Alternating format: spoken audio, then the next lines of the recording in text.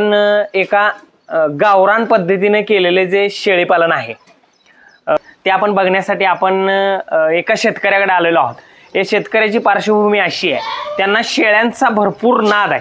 म्हणजे शेळीपालनासाठी नाद आणि कष्ट करायची तयारी असेल तर सगळं होतं। मग ते जास्त न वेळ घालता आपण त्या शेतकऱ्यांकडे आलो आहोत, त्यांची आपण ओळख करून घ्या। नमस्कार। नमस्कार। तुमचं नाव सांगा। बबन दुर्योधन लोमटे।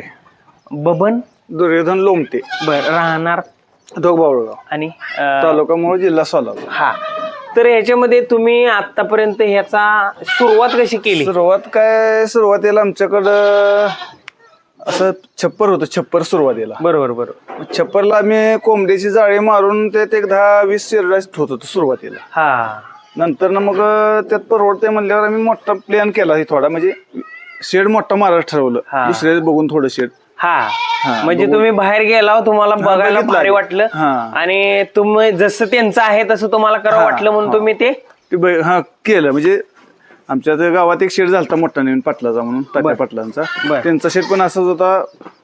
पण मग ती शेड बघून आम्ही शेड ही तयार केला, पण सुरुवातीला खर्च आमचा जास्त झालेला आहे। बर, आता ह्या शेडचं जरा दाखवा। म्हणजे जी उंची पण तुम्ही जास्त ठेवली, ह्या शेडची उंची इतकी कमीत कमी ही उंची आपलं आपण जिथं उभारलो 14 फूट ते 14 फूट आहे। मग इतकी उंची ठेवण्याचं कारण काय? उंची म्हणजे हे नंतर ना आपल्या हे माल वाढला तर इथं डबल मजला करता यावा आणि वर पण माल ठेवता यावा। हा, म्हणजे हे डबल मजली करायचं आणि खाली लेंडी पडली पाहिजे, शेळ्यावरती राहिल्या पाहिजे, अशा हिशोबाचं तुम्ही केलं होतं। मग सुरुवातीला 10 शेळ्या आणल्यानंतर म्हणजे त्या 10 शेळ्या कुठनं आणल्या होत्या? नाही, अशाच घेतल्या आपण बाजारात, कुठं गावातून मिळेल तशा घेतल्या। त्यानंतर तुम्ही हे किती दिवस चालू केलं? नाही, ते शेरड पहिले म्हणजे त्या कोट्यात असल्यामुळे थोडी अपदा व्हायला लागली पावसा पाण्याचं।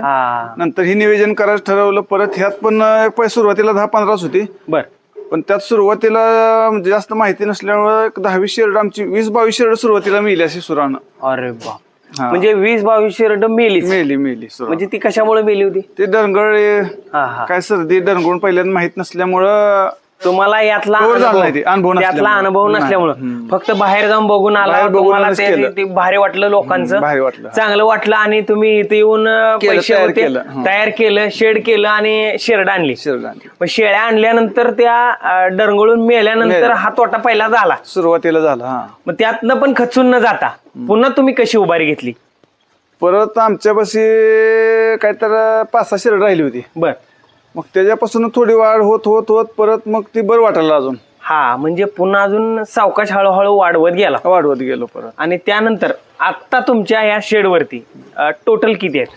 टोटल 60-65 नग आहेत। 60-65 नग आहेत, म्हणजे सगळे मिळून 60-65 नग आहेत। मग ह्या आता जी शेळ्या बोकड जी दिसते ते कुठून आणलेले? हे आपल्या घरचीच पहिली चांगली 30-40 झाली त्यापासूनच। बर बर बर, म्हणजे घरची आपली राहिली होती का, 30-40 त्यापासून वाढत आली ती।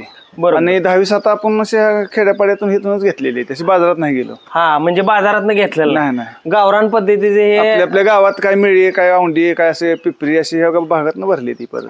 आता या कप्प्यामध्ये इकडं कुठल्या शेळ्यांना ठेवतात?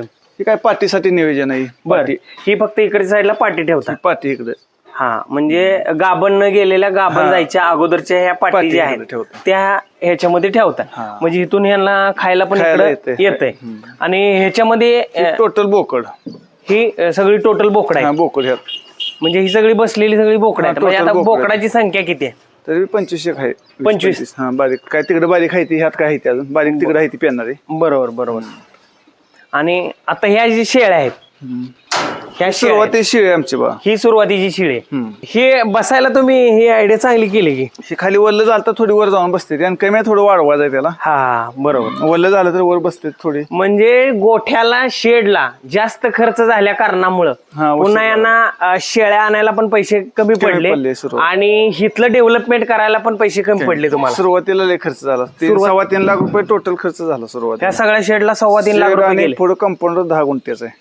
पुढे कंपाऊंड 10 गुंठ्याचं कंपाऊंडर आहे फुल असं पलीकडं? हा, हे असं येऊन हे शेडचं असं आहे का, हे असं पुढे 10 गुंठ्याचं कंपाऊंडर आहे पुढनं। बरोबर।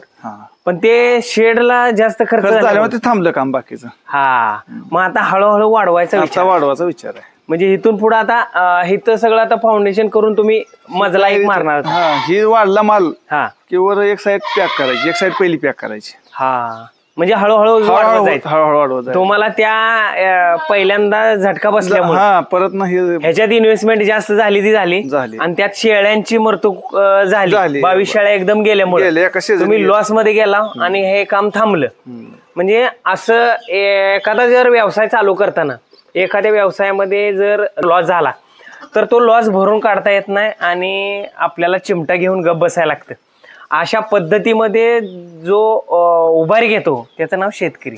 आणि तिथून पुढं हे जे वैभव आपल्याला दिसतंय ते आता ह्यांनी इथपर्यंत आहेत आणि नक्कीच अजून 1-2 वर्षानंतर आपल्याला इथली परिस्थिती वेगळी बघायला मिळेल. बरोबर. आता इथून पुढचं तुमचं टार्गेट काय आहे? टार्गेट काय 100च्या पुढे तर कायम 100 शेडला नग राहायला पाहिजे, काय मोठा नग. बरोबर बरोबर.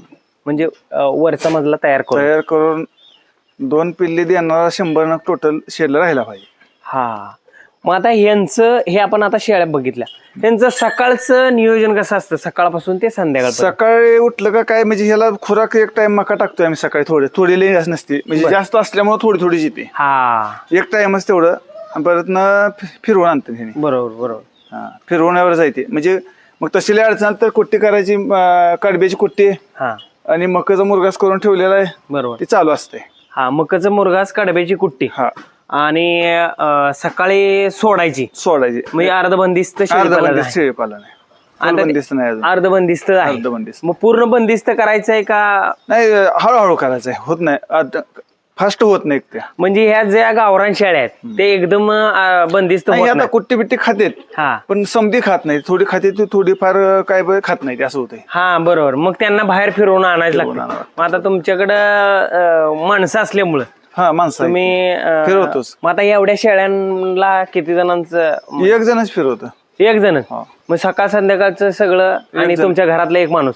हा नाही नियोजन बघायला आम्ही असतोय पण फिरवायला एक जण जातो. हा काय दंगळ आहे का कुठलं काय कोणाला ताप आहे का ती बघायचं, सकाळी संध्याकाळी बघायचंच. सकाळी मका टाकता? थोडी मका टाकतो. आणि दुपारी म्हणजे सकाळी काय नाही, सकाळी नक्की मका रोज. हा दररोज मका टाकायची आणि दिवसभर फिरवून आणायचं. आणल्यानंतर पुन्हा संध्याकाळचं काय नाही, संध्याकाळी काय निवांत असते. आणि खायला काय म्हणजे खायला मग हे काय जर पाऊस कुठं बाहेर खायला नसलं तर मुरगास कडबा कुट्टी करून मुरगाशी टाकून देता ह्यातनं.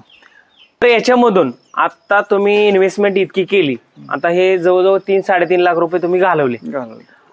22 शेळ्यांचा लॉस झाला सुरुवातीलाच. मग ह्या आता किती वर्ष झाले हे करून? आता ही 2.5 वर्ष चालू आहे. 2.5 म्हणजे 2 वर्ष पुढे झाले. 2.5 वर्ष झाले म्हणजे हे तिसरं वर्ष आहे. हा या 3 वर्षात एवढा लॉस झाला आणि शेळ्यामधून किती फायदा झाला आतापर्यंत तुम्हाला? सुरुवातीला तेवढाच लॉस झालेला. परत प्रत्येक वर्षी म्हणजे लाखभर रुपये एवढं काय टोटल मानले नाही, तरी पण बोकडी विकली ती आम्ही, काही शेरडी विकली ती. म्हणजे 3.5 लाखाचा इन्व्हेस्टमेंट आणि ते 1 लाखभर रुपये तर कमीत कमी. आता मागच्या वेळेला लक्षात नाही पण सुरुवातीला मागच्या लॉटला तर आम्ही 1 लाखाच्या पुढची बोकडी विकली ती. 1 लाखाच्या पुढची? हो बरोबर. हा म्हणजे 1 लाखाच्या पुढची बोकडं विकून प्रत्येक वर्षी 1 लाख रुपयाची बोकडं होती. दिले काही नाही पण लाखभर रुपयाची बोकडं होती तेवढा माल ठेवला तर. काय तो एखाद दुसरं त्यातनं बी दगावला बघतं अजून तरी पण. बरोबर. मग आता तुम्ही ह्या मॅनेजमेंट मध्ये ह्याच्यामध्ये औषधं काय देता काय ह्यांना? औषध असते ती टॉनिक वगैरे काय? टॉनिक असतंय आणि ते विटा आहे ते कॅल्शियमच्या लावलेल्या. बरोबर. कॅल्शियमच्या विटा पण आहे. आणि लहानपणी बोकडांना पण ते वायमेराल ते असते 2 औषधं बोकडे जन्मल्यावर. बरोबर. आणि पिल्ली जन्मली का त्यांना असते थोडं टॉनिक ते. आणि जनताचं औषध ह्या आम्ही हे करताना देतोय बरं का, म्हणजे लसीकरण करायच्या आधीच देतोय. म्हणजे पण लसीकरण पण आहे म्हणा. लसीकरण म्हणजे त्यावेळेस तुमची 22 बोकडे गेली म्हणजे 22 जी मेल्यापासून चालू केलं. म्हणजे त्यावेळेस तुम्हाला कळालं की आता लसीकरण किती महत्वाचं आहे, करावं लागते. आणि जनताचं औषध, लसीकरण हे सगळ्या गोष्टी महत्वाच्याच आहेत. मग आता ह्या सगळ्या शेळ्यांसाठी दुसरा वेगळा चारा तुम्ही काय लावलाय का? आम्ही हे लावला होता की घास, दसऱ्यात घास लावला होता. बरोबर. हाय अजून पण खाली पाठीमाग दिसतोय दसऱ्यात घास, पण ते जास्त खाल्ल्यावर थोडं आमच्या मला थोडं डंगळेल प्रमाण वाटायला लागलं. बरोबर. तर प्रेक्षकांना एवढं एकच सांगायचं आहे की शेळीपालन करताना शून्यातनं निर्माण केलं, कमी शेळ्यापासून सुरुवात केली, परंतु बाहेरच्या शेळीपालनाचं जे बघून व्हिडिओ आणि शेजारी किंवा बाहेरच्या गावातलं व्हिडिओ किंवा हे शेड बीड बघून त्यांना ते मोटिवेशन मिळालं आणि ह्यांनी भयानक मोठा शेड धरला.